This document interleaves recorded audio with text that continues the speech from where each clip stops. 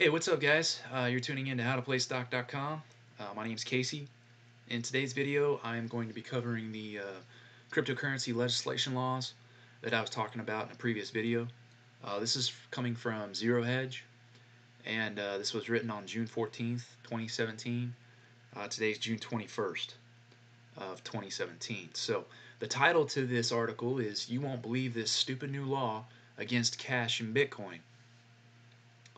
The article basically covers Combating Money Laundering, Terrorist Financing, and Counterfeiting Act of 2017. That's the actual name of this bill that they're trying to push through the Senate. So he says you can probably already guess its contents. Cash is evil. Bitcoin is evil. Now they've gone so far to include prepaid mobile phones, retail gift vouchers, or even electronic coupons. All evil, evil, and evil. He says these people are certifiably insane. Among the bill's sweeping provisions, the government aims to greatly extend its authority to seize your assets through civil asset forfeiture.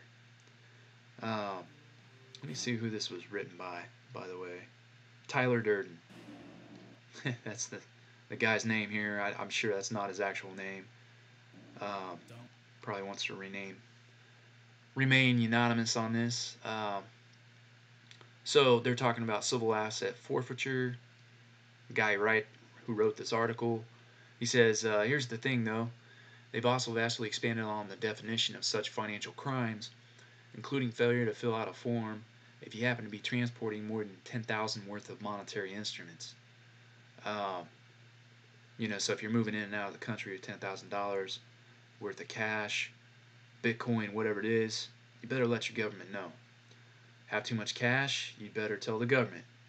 If not, they're authorizing themselves in this bill to seize not just the money you didn't report, but all of your assets and bank accounts. They even go so far as to specifically name safety deposit boxes among the various assets they can seize if you don't fill out the form.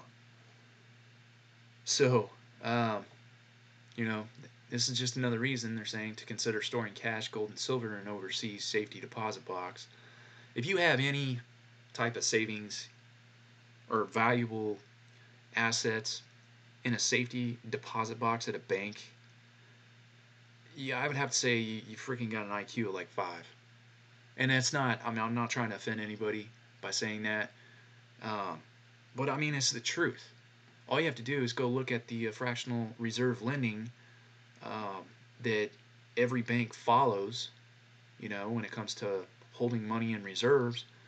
And that should give you a good indication as to why you don't want a safety deposit box locked away in a bank. Because what happens in a bank run? They close their doors. And what does that mean for you? You're not getting your safety deposit box. Okay? So if you have anything of value uh, in assets, get it out of the safety deposit box. You're better off just holding it in a safe in your house. I mean, it's stupid. I don't know why you would do that. Especially now that you have bills like this that they're trying to pass through the Senate. Um, and this is very draconian. Again, he goes on to say it's unbelievable on so many levels. It's crazy to begin with that these people are so consumed by the fact that someone has $10,000 in cash, right? What does that tell you about our financial system right now, guys? Think about that for a minute. If they want this stuff to be regulated so bad on the little guy and not the big corporations, that should tell you something.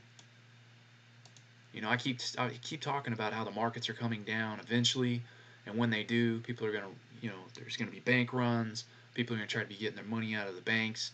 They're not gonna have it. Um, and this is just another way for them to try to control you, basically. It's even crazier that they're threatening to take everything that you own merely for not filing out a piece of paper without any due process whatsoever. Oh, and on top of civil asset forfeiture penalties, they are also criminal penalties. Right now, according to the current law, they can imprison you for up to 5 years for not filing out the form. 5 years. But apparently that doesn't go far enough to protect us against evil men in caves. So this bill aims to double the criminal penalty to 10 years in prison. And if that weren't enough, this bill also gives them the new authority to engage in surveillance and wiretapping, including phone, email, etc., if they have even a hint of suspicion that you might be transporting excess monetary instruments. Usually, wiretapping authority is reserved for major crimes like kidnapping, human trafficking, felony fraud. Now we can add cash to that list. It's not just government spy agencies to worry about either. Banks in the US are already unpaid government spies required by law to fill out suspicious activity reports on their customers. So, what he's saying here is, if you go to a bank right now, try to pull out a large amount of cash, like $5,000 to $10,000. They're going to make you fill out forms for all that. I've actually seen people try to do this, and that's exactly what they do. Now, those forms are a way for them to report on you, and I can only guess eventually where those forms probably go. Stockbrokers, casinos, currency exchanges, precious metals dealers, pawnbrokers, the post office. According to the law, section 5312 of the U.S. Code, Title 31, those industries are also required to spy on their customers for the government. But under this new bill, they want to forcibly recruit even more unpaid spies, including any business which issues or redeems anything that's prepaid. Prepaid credit cards, prepaid phones, prepaid retail gift cards, prepaid coupons. So Amazon.com, which issues and redeems prepaid gift cards, will be required under this bill to file reports to the government. For that matter, TGI Fridays and Chuck E. Cheese will also become unpaid government spies, since they both issue and redeem prepaid vouchers. Truly, these senators have figured out how to strike at the heart of ISIS. I love that piece. Yeah, no kidding, right? Further, their bill wants to pull any businesses which issue cryptocurrency under the anti-money laundering regulatory umbrella. Here's where these people demonstrate that they have no idea what they're talking about. No one issues Bitcoin. There's no Bitcoin central bank. There's no chairman of Bitcoin who decides on a whim to increase the supply.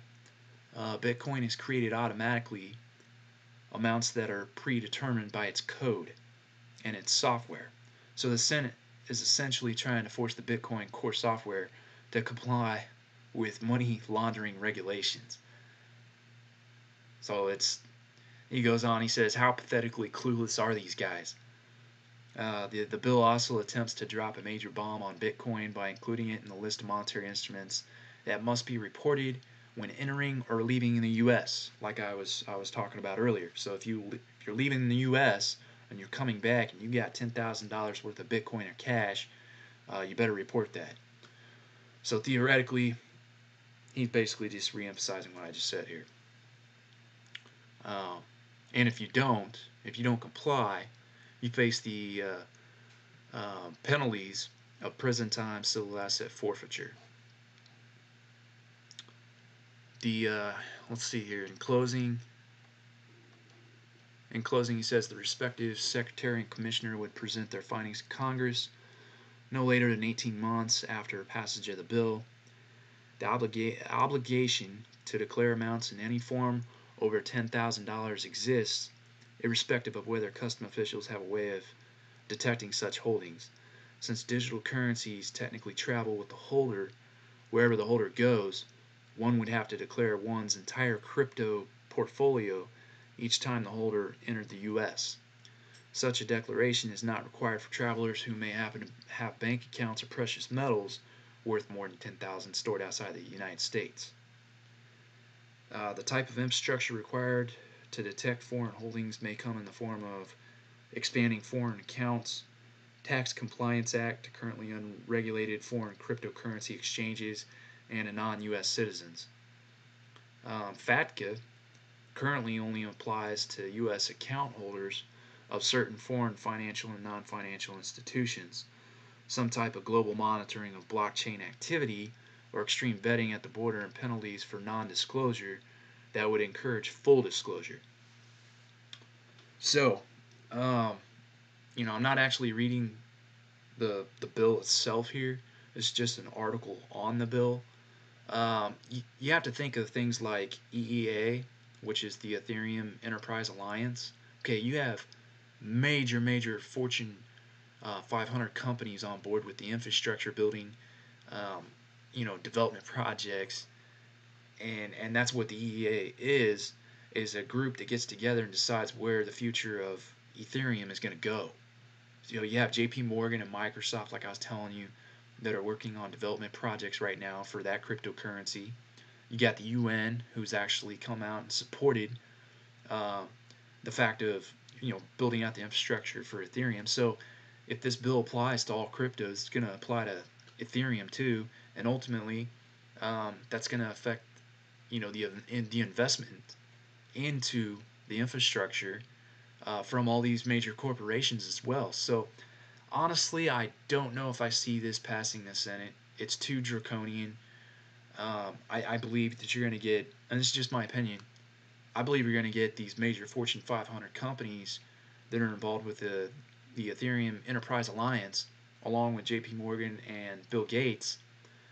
I believe you're gonna get these guys involved as well before this passes. And they're going to say absolutely not, because if they do that, you might as well kiss the millions upon millions of dollars of investment these guys have already thrown at it goodbye.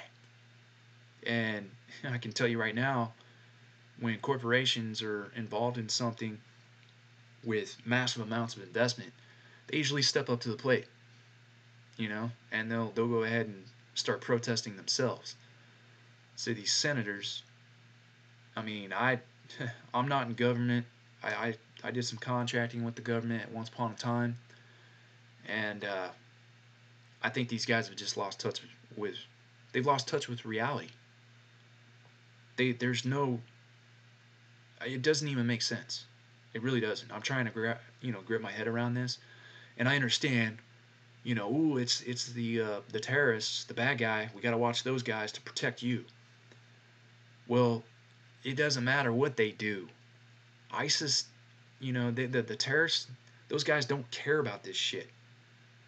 You know, you think they're gonna follow some freaking paper that the Senate in Washington writes up and says comply? But this is more directed towards us, you know, U.S. citizens. But they're gonna tell you, oh, it's to protect you from the bad guy. Dude, the bad guys are gonna go right around this. They want to do something, they're just gonna take cash and you know, make their transactions. Simple as that. Problem solved. So I don't know what they're trying to do here. It really doesn't make sense. And I have to question the intelligence of some of these guys in Washington, because stuff like this is freaking ridiculous. It's stupid. Anyways, I digress. I just wanted to cover this article today. Uh, so I'm going to go ahead and end the video because I'm talking way too much here. And I apologize. I'm going off on that little tangent there. But there you have it. We'll have to track it and see what happens. But I'm not selling any of my cryptocurrencies just yet. If you have any thoughts on this or have heard any updated information, leave your comments in the comments section below. You can also subscribe to the channel. And remember, guys, income is the outcome, okay?